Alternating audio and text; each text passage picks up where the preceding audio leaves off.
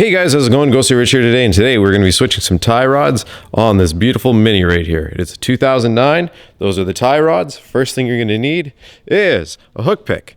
As you can see, you just slip it in and pull out. Try not to do that if you care about scratching up your Mini symbol. Next thing, go ahead, this one's just a 17, and crack these loose while the vehicle is on the ground. If you're wondering about jacking points, all you do is you put your jack at the very front of it, and usually right where this jack is a little jack puck built into these things that you would rest that on. I'll go to the other side and show you what it looks like. It looks like that. As you can see, it's a little jack puck that's kind of built right into the Minis, but the other one's been ripped off. So as you can see, that's how it sits, and you just lift it with a jack right there. Always be careful, don't be putting limbs underneath until the jack stands are fully seated, because you don't want this to fall and hurt you. Go ahead,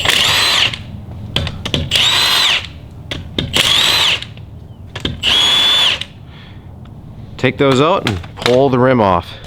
1/4 inch Allen key. Go ahead and loosen it. You can, of course, if you have the hex that fits over here, I'm guessing that's a 14 or 15, but yeah, it would go on there. Depending on how old yours is, it might not have much of a tread left on it, or thread, or whatever you want to say, and then go from there.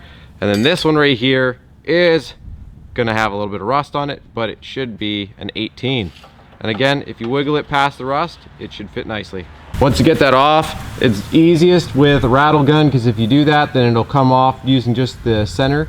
If you use a ratchet, it's after you break it loose, you're probably going to have to put an Allen key, if you can even get one in there. But I found it super easy just taking the nut off with a rattle gun, which looks like this. If you're doing home repairs, I highly suggest one. And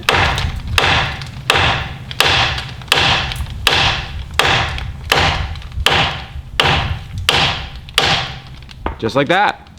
So all you do is you bang on it until it drops, and that's it. If you end up hitting your dust shield, just make sure you give her a nice bend back into place.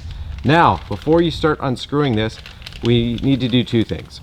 One, you can put tape on the threads where this one ends. And the other thing we can do, of course, is count the threads. And then as we undo it, count the amount of threads and write them down. You will forget them, write them down. When looking in here, you will notice this one. Make sure you put this on the small flat spot on this. It will be right here by the threads.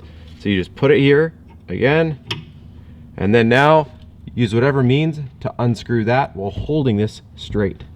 So put this back in with a couple threads. After you do that, go in here, and if you want to, use a little bit of a hammer, and then what you're gonna do is squeeze it apart like this. See how I'm doing that? Then you're gonna, if you have a torch, you can heat this up, because trust me when I say that rust is gonna be caked on there. So if you can, heat it up. I'll show you that in a second. Literally all you do is you take a torch and you just run it around, and then you keep soaking it with penetration fluid, and then heat it up, and then soak it with more. And after that, the best thing to do is leave this here and get that started. You need to crack that initial rust off by turning that with a 13 mil. Which is a lot harder than you think. You just keep heating this.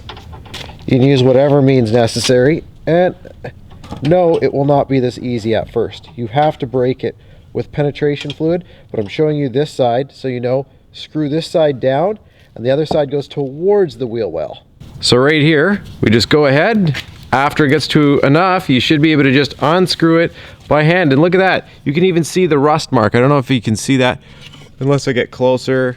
Might need a light on it afterwards, but there is a rust line where this one used to sit.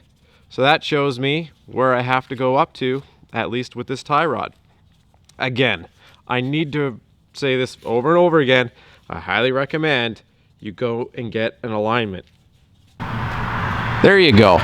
Now you can see the thread. See where it goes from silver to black? Next, we're gonna tin man this. Wipe off the extra. Do not get this on your clothes. You'll never get it off. Just do that. And that is why you always put a bucket underneath. So that way it catches the never sees. And like I said, just never get the C's on your pants or your clothing. You'll never get it off. Now go ahead and just thread it on up to those threads.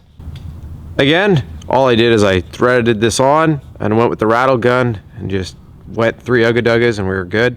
Again, before you hit any torque spec with a torque wrench, it's probably going to start spinning and you'll have to end up putting a box wrench on the outside, which the new one is a 19 on the outside, and it's probably a 1/4, I'm guessing, on the inside. So if you're using a box wrench and an Allen key, you'll hold it with a, I'm guessing it'll probably be around a 1/4 inch Allen key, and then your 19 box wrench to tighten her up.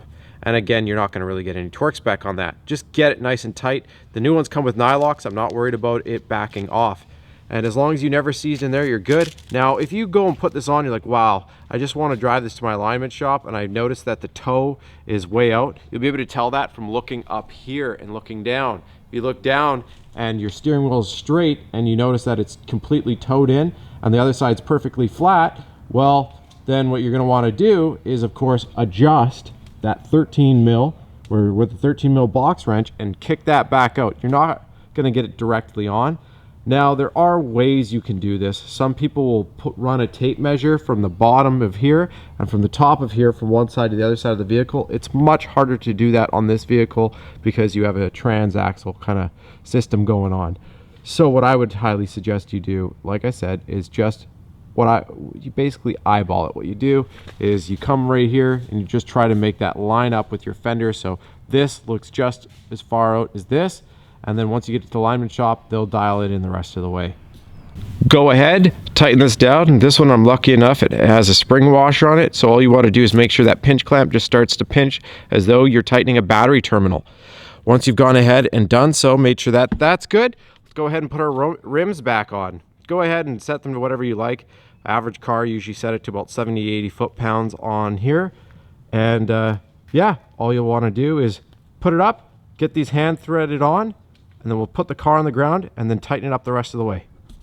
And that's all there is to it. Again, I highly recommend going for an alignment and just double checking everything. You don't want to get uneven wear, and especially if you have brand new tires, you will wreck your brand new tires.